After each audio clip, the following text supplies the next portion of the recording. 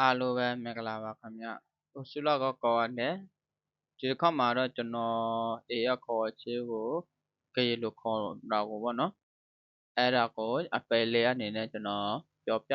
ပေးသွားမှာပေါ့နော်။အပယ်လေးအနေနဲ့ပြောပြပေးသွားမယ်။ပြီးတော့ကျွန်တော်ဘာတွေဆဲကဘလို့ဟာတွေပြောပြပေးမှလဲဆိုတော့အေရခါထဲမှာသုံးဝင်တဲ့ပစ္စည်းတွေပေါ့နော်။ကျွန်တော်အဲ့ဒါကိုကြေလို့ပြောပြပေးသွားမှာပေါ့နော်။ပထမဆိုအနေနဲ့ကတော့ကျွန်တော်တို့အိတ်ခါဆိုတော့အေရာရေရှိတာပေါ့နော်အေရာကိုကျွန်တော်တို့ကြေလို့ဘယ်လိုခေါ်မလဲဆိုတော့လော်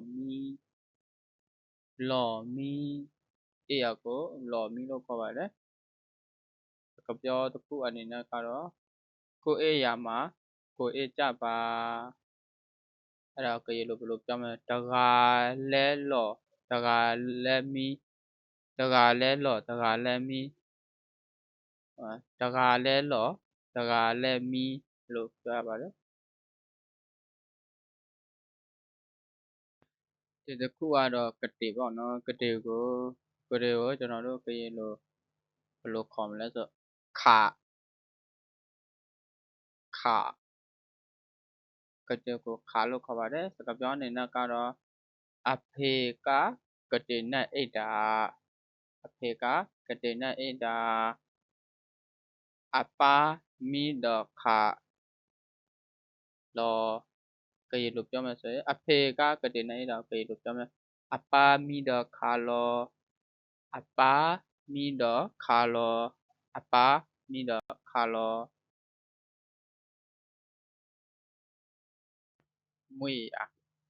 မွေရကိုကျွန်တော်တို့ကြေလို့ဘယ်လိုခေါ်မလဲဆိုတော့မွေရကို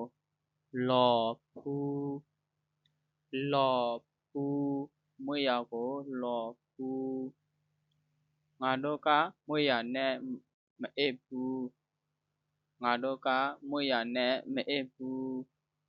ပတမီတော့လော်ဖူးပါပတမီတော့လော်ဖူးပါ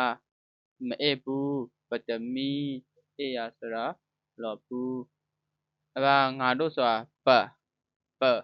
ငါတို့ဆိုပတမီအဲ့လိုမျိုးပတမီတော့လော်ဖူးပါ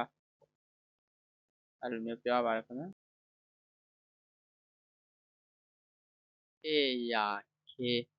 အေးရခေကိုကြေလို့ခေါ်မယ်ဆိုရင်လော်မီဒါ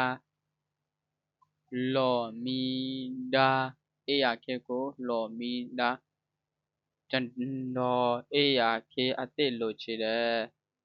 ငါအေးရခေအစ်စ်လိုချင်တာပေါ့နော်အဲ့လိုမျိုးကြေလို့ဘယ်လိုပြောမလဲဆိုရင်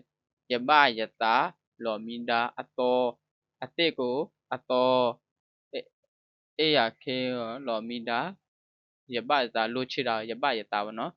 ယပယတာလော်မီဒါအတော်ဒါကတော့ရှောင်းပေါ့နော်စောက်ကိုကျွန်တော်တို့ကြေလို့ခေါ်မယ်ဆိုရမီလူစောက်ကိုကြေရမီလူညပဲဆိုစောချိုအေးပါညပဲဆိုစောချိုအေးပါအဲ့ဒါကြေလို့ဘယ်လိုပြောမှလဲဆိုရင်လမှုနာခာမီလူရမီလူချိုတာလည်းမီလူပဲစောက်ကိုလည်းချိုတာမီလူပေါ့နော်စောက်ကိုကြတော့ရမီလူအဲ့လိုပေါ့နော်ညခါဆိုလမှုနာညပဲဆိုစောချိုအေးပါလမှုနာခာမီလူရမီလူနော်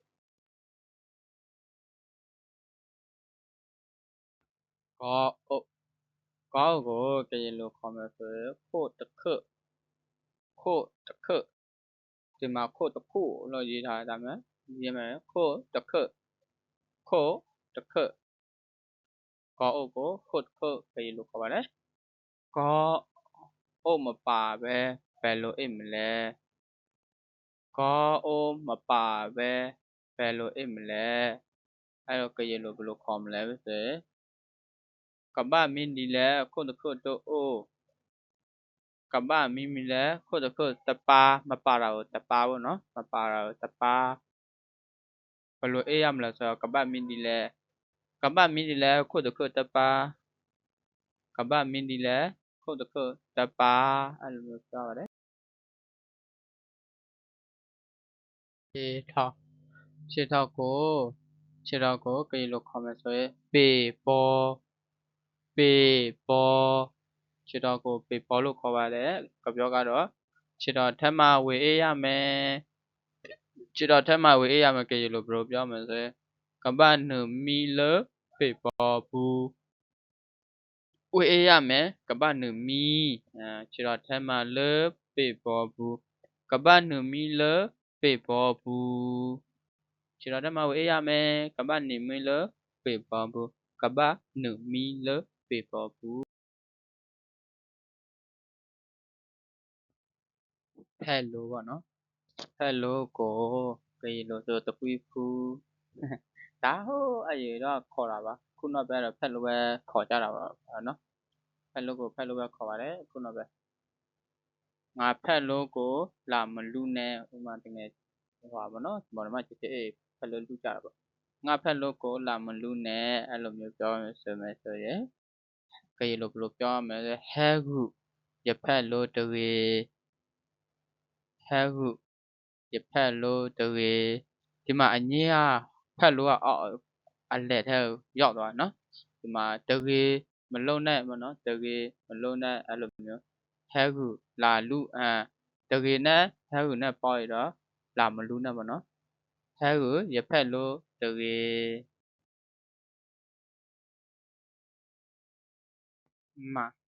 မာကိုကရင်လိုဘယ်လိုခေါ်မလဲဆိုရင်မက်ထီကလ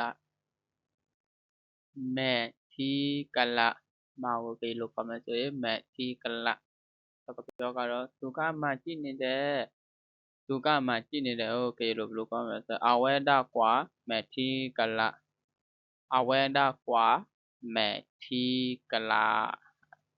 သူကမှကြည့်နေတယ်အဝဲဒါကွာမက်ထီကလကြည့်နေတာအဝဲကွာပေါ့နော်ကြည့်တာကွာအဲ့လိုမျိုးအဝတ်ဘီရိုပေါ့နော်အဝတ်ဘီရိုကိုကရင်လိုခေါ်မယ်ဆိုရင်ကူကာဘီတိုအဝတ်ဘီရိုကိုကူကာဘီတိုကရင်လိုပြောမယ်ဆိုရင်အကြည့်ကိုစကားပြောဆိုရင်အကြည့်ကိုအဝတ်ဘီရိုထဲမှာထည့်ထားလိုက်အကြည့်ကိုအဝတ်ဘီရိုထဲမှာထည့်ထားလိုက်ကရင်လိုဘယ်လိုပြောမလဲဆိုရင်ခြေနဲ့ပင်းနူလကူကာပီတိုနဲ့ခြေနဲ့ပင်းနူလကူကာပီတိုနဲ့အကြည့်ဆိုတာခြေထက်လက်ပါဆိုရင်ပင်းနူမှာကူကာပီတိုအဝတ်ဘီရိုခြေနဲ့ပင်းနူလကူကာပီတိုနဲ့အပတ်လေးကတော့ဒီလောက်ပါပဲအားလုံးကိုကျေးဇူးတင်ပါတယ်တတ်လို့ခေါ်ရတယ်လက်ဆက်လေးနဲ့ကူညီပေးကြပါဦးတတာ